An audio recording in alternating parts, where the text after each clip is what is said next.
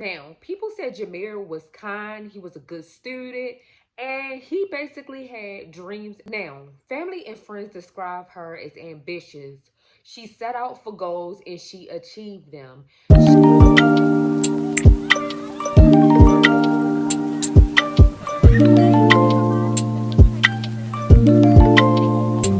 Hello everyone and welcome back to the channel. Today we have another story time and it's about a girl named Denita Smith. Denita Smith was basically outgoing, she was outstanding, and she was selfless. People basically described her as a love-warming heart, and anytime somebody was down or in need, she did not hesitate, never ever hesitate to comfort them and motivate them. Denita Smith had also started to work her way to her success, her dreams, her ambitions, and nobody or nothing was going to stop her. She was dedicated and she was going to get it done. Now, her dreams was basically to become a journalist, and she loved taking pictures nonstop, you guys. Now, she had her whole life ahead of her, and at the age of 25, unfortunately, a tragic event happens to her and she loses everything. Now, family and friends describe her as ambitious. She set out for goals and she achieved them. She basically was not trying to stop. She was going to keep on going and keep on pushing. Now, at NCU, she was very, very popular. She met a guy named Jamil. Now, Jamil was the ultimate boyfriend. And unfortunately, Jamil had a web of lies and secrets that she would never even dream of. And technically never even got a chance to find out. Now, people said Jameer was kind, he was a good student, and he basically had dreams and ambitions also. And soon he would join the police force. And basically that landed him and Denita a couple of, hours apart. But they both were striving for the best. Now, on this particular day, January 4th, something tragic happened to Denita. And Denita basically was preparing for school because it was about to start back. And she basically did her routine of preparing and get ready. So that morning, she leaves out the house, and unfortunately, without even no warning or signs, bam, she loses her life. And unfortunately, she didn't see who shot her in the back of the head, but her belongings and stuff were scattered all over the steps, and she was just lifeless on the step. Now, unfortunately, it was a young lady that partaked in this whole situation, and witnesses saw her dashing out the back way after neighbors and stuff heard a gunshot. This young lady runs from the back, and security also hear the same gunshot, and they see a woman running across the grass to her vehicle. Now, security jumps in their vehicle and go to where they see this burgundy vehicle that this young lady got into, and she looked it really hysterical, upset, and frustrated. The security guard asked her, was she okay? And she stated, yeah. And he said, did you hear those gunshots? And she stated that she did, basically shaking her head to confirm she heard gunshots also. She also said that I'm afraid of guns. I don't like them. And that's why I'm so upset. Now, the security guard said that she drove away. So security wound up calling the police. And when security called the police showed up and basically look around to where the security said they heard the gunshots and stuff at, but they could not find anybody's. They couldn't find anybody, and they just didn't see any signs of nobody been hurt or hurt. So police left or whatever. Now, the police left and everything, But maybe 2 hours later, a neighbor comes out and find a person on the steps looking like they unconscious. Now, the neighbor was pretty sure that this person wasn't breathing and something was seriously wrong. But at the time, the neighbor thought that the person just wound up falling down the steps. So the neighbor calls the police and state that they see a person unconscious on the steps, and asked the dispatcher would it be okay if they were able to look in the person's purse or belongings to see if it was any identification. Well, dispatch confirmed that it was okay. The neighbor looks inside of the stuff and realized that it was Denita Smith laying there unconscious. So the neighbors start calling her by name. Denita, are you okay? Can you hear me? And no response. So the neighbor tells the dispatchers she's not responding. And right after the neighbor gets off the phone with dispatchers, the neighbor immediately goes to the rent office and tells security that it's a person that looked like they fell down the steps and unconscious and hurt. So the neighbor tells them that they know exactly who it was. And the apartment complex realized that Denita goes to college there. And so they called the college, informing the college of the situation. And the college look up emergency contacts, calls the family, and basically like, look, your family member is here, unconscious. They look like they fell down the steps. Someone need to get here now. Now, meanwhile, the Nita mother calls her boyfriend. Like, what other mother wasn't?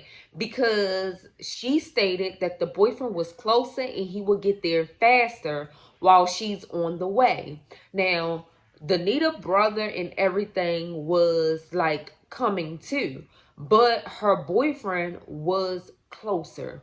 So now they all on the way, and basically the police gets there and realize that not only is this person unresponsive, but this person has been shot in the back of the head. After several exams from the EMT, they realize that she's no longer alive. She's deceased. She's not unconscious. She's dead. So at this point in time, once they find it out in the mix, the family is now arriving. And now police and investigators are telling the family that this is now a crime scene. She didn't make it. So, of course, her mother and boyfriend and everything was livid. They were so devastated and upset. So now it turns into a crime scene investigation, and police are now questioning security. Now, security remembers a woman running from the back way of that same location, and he states that he pulled up. She looked it like upset and, like scared. So now the investigators are thinking we probably got a witness. So now we have to figure out who this mystery girl is. And security also states that she had a burgundy SUV. So he definitely remembered the SUV, but not quite remembering this young lady's face. So now police are trying to figure it out. They put everything on the news and basically make the community aware that we are looking for a burgundy SUV. Now, back at Jamil hears this news, and a flashlight comes up, and he like, I know somebody with a burgundy SUV. So he reached out to detectives like, y'all looking for somebody with a burgundy SUV? I know somebody with a burgundy SUV. So now Jamil agrees with investigators to go up to the precinct and talk. So the next day he shows up and basically tell them like, I, was having a whole separate life without, like her knowing. Like, I was secretly seeing another woman and she drives a burgundy SUV. So he said that Denita basically knew nothing. Like she was in the dark. And basically she would be forever in the dark because she was shot in the back of her head. So she never seen it coming. So he go on to give the police officers more details and information that would be shocking. So he goes to say that he was talking to a young lady named Shannon. Now, Shannon knew about his relationship and she didn't care. Like, she was okay with being the second woman. Now, he goes to say that eventually him and Shannon wind up breaking up right after she got pregnant and wound up getting abortion. So he goes to tell investigators that Shannon had a burgundy SUV. Now, basically, the detective was writing all of this down, from when Jameer said that he was cheating to the burgundy SUV. Like, he was writing everything down at the same time, being shocked. Like, he couldn't believe what he was hearing. And most importantly, like, now they have a main suspect. So now at this point in time, Jameer basically just spilled all the beans. So now detectives go and talk to this mystery woman and ask her, do she know Denita? And she states yeah, and asks her, do she know Jameer? And she says yes. Her and Jameer had a relationship for about a year. She got pregnant, got an abortion. Basically the same story that Jameer was telling investigators. Now, when they asked her, do you think that Jameer is capable of murder? She stated no, she don't think that he's capable of murder. So now, after knowing this and finding out that she did know of Jameer's other relationship, now investigators are investigating even more. They just feel like she may have something to do with it. Now, after all of the investigating and conversating with her, they go back to Jameer and basically ask him about the same questions. And also asks is basically, do he see her as a murderer? Could he picture her killing anyone? And he states, yeah, totally opposite than what his lover stated. So now they're confused because both are giving different parts of that. Like, one trusts one, and the other don't trust the other. It was just confusion. So now at this point, the investigators basically get a tip from a employee of Shannon's. So Shannon's employee stated that basically he let her get a gun, taught her how to shoot the gun, and also said that Shannon ex-boyfriend Jameer was a stalker. And one day Shannon came to him and said that Jameer, is popping up at her house all times of the night. And at times he popped up at her house with a weapon and she was afraid for her life. So that's why he allowed her to get one of his guns and also showed her how to use it.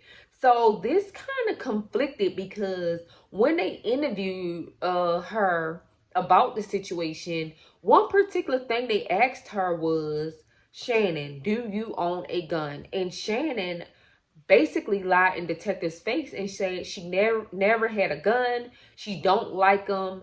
And basically they asked her, have she been to basically the part of North Carolina where the murder happened, and she stated she never even been to that county. So she was just putting twisted lies all over the place at this point.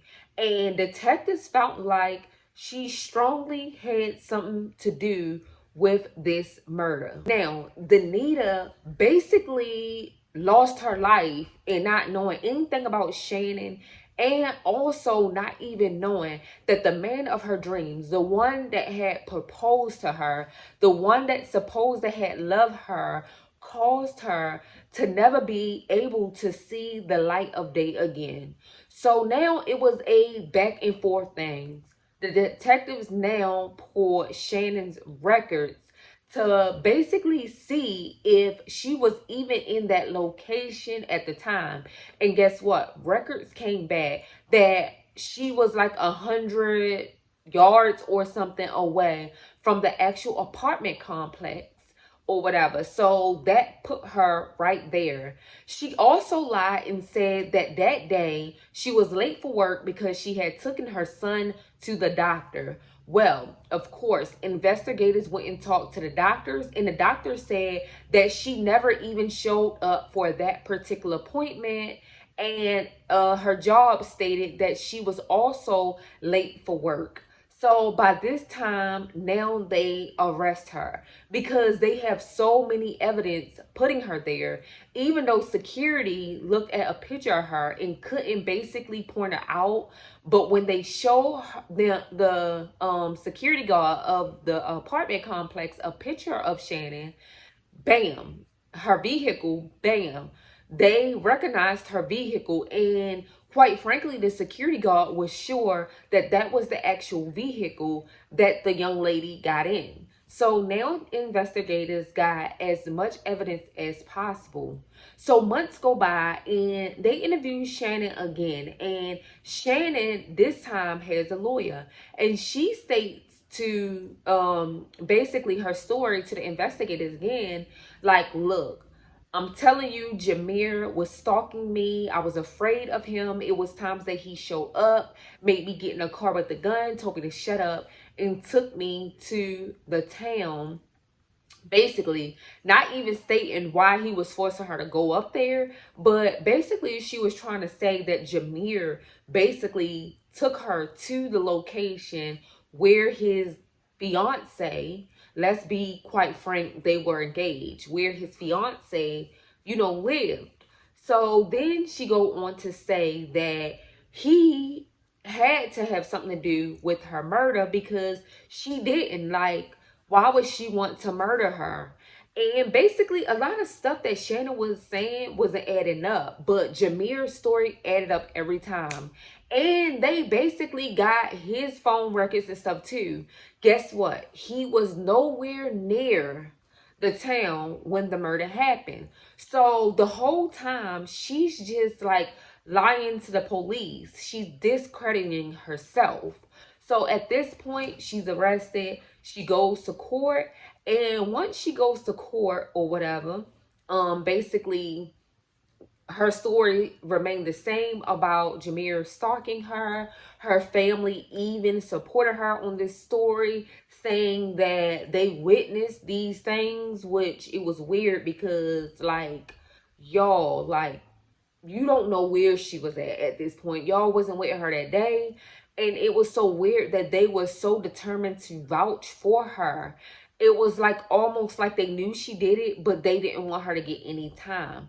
Now, she kept like trying to pin this on him, but it was obvious that it was the other way around. She was stalking him. She was upset because the whole relationship didn't work. Plus, she got an abortion. Like, it was obvious that all the stuff that she was describing of Jameer, it was actually her. And so now at this point, the jury and everything is listening to all the lies she told, and basically that they were saying that she was stalking him and Jameer was stalking her. Like, at this point, the jury was over it, like over the whole thing, y'all. And so the family was just devastated. Denita's mother also stated that she was kind of rocky about Jameer in the beginning, and she basically just felt like something about him.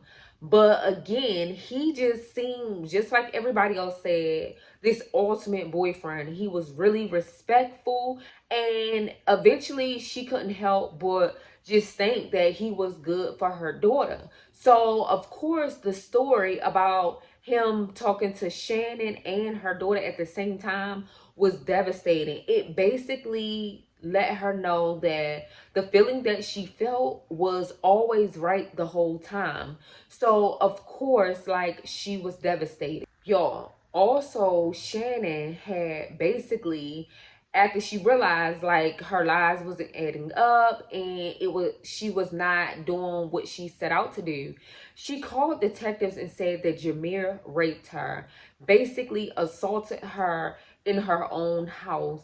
And if they want to find the actual, weapon that he used on her, which was a knife, to go and check his apartment, go and check his trash and stuff. So now she's claiming that Jameer literally raped her. Now she goes to the hospital and she insisted that she get stitches, even though the hospital thought that the cuts were not deep enough. And the rape test came back negative. There was no signs of being forced or anything. So basically, she was just pinning anything on him at this point. This goes to show that she was really obsessed with him and she wanted to hurt him as much as possible. So this give her the motive of killing his fiance. Like, all of this stuff that she was bringing to attention, kept saying that he did it, all of this stuff, it was pointing back to her. Now, detectives did go and check his house and trash can and found a knife. They found the actual knife, but when they interviewed neighbors and stuff in his neighborhood, neighbors had witnessed a woman putting something late night, that the night before she went to the investigators, putting something in his trash. So, like, she was just on a whole dummy mission at this point. So her lies wasn't adding up. She was basically saying he was stalking her. Then she goes to say he raped her. I mean, old girl was all over the place. It just didn't do nothing but make the case even more harder on her and showing signs that she cannot be trusted and you cannot believe anything that she says. So basically in 2010, Shannon goes to trial. And basically, Shannon goes to trial, and her defense was she was afraid of Jamil, and he was stalking her, and he raped her. And also, they had brought evidence to the table that she said that she had proof that Jamil was just harassing her and calling her. Now, when they listen to the audio sound nothing like Jameer. And even the jury and stuff felt like she was lying. Like, she got somebody to basically pretend like him. Like, the voices didn't line up. And now Jameer was able to testify against Shannon. And he stated that she was the one that was the aggressor. She was the one that was the stalker. And she was just so upset because he wound up proposing to Denita. And so now at this point, the jury and stuff find Shannon guilty. Like, everything just added up to Shannon. Like, even her lies didn't add up. And every time she said something, they challenged it and it came back to her. So her family maintained that she was still innocent and Jameer was the aggressor and the stalker. But jurors found Shannon's whole story not adding up. And they wind up a couple of weeks later finding her guilty for murder and giving her life in prison. Now, this story was tragic. It was upsetting. And Jameer played a big part in this whole situation.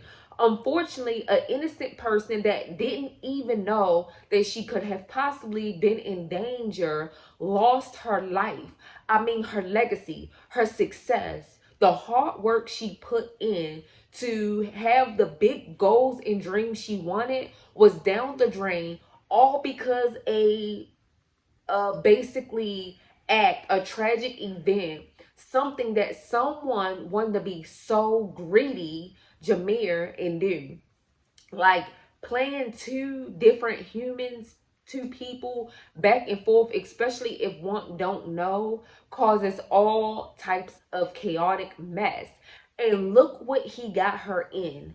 And at the end of the day, when it's all said and done, like someone innocent that didn't even know, and still to this day, now that they are deceased, didn't even know that they were like in a whole web of lies. The person that they cared about and loved so much had so many secrets, and they never even knew it or seen it coming. You guys, this is the story. This is the case of Denita Smith, a loving, ambitious, encouraged, motivational, empowered person. Somebody that was willing to give all her love to somebody that was willing to give half of theirs. You guys, remember her. Remember that there's people out there that is right now going through the same situation. They're in the dark. You guys, I ask that you basically pay attention. Basically, look at your surroundings and just keep being you. Keep striving for the best. Keep striving for your dreams. You guys, I hope you enjoyed this story time. I hope this basically opened some people's eyes. And just know that taking someone's life is like evil. And you don't want to be in that same category. So you guys, don't forget to like, comment, and definitely subscribe to my channel. Peace.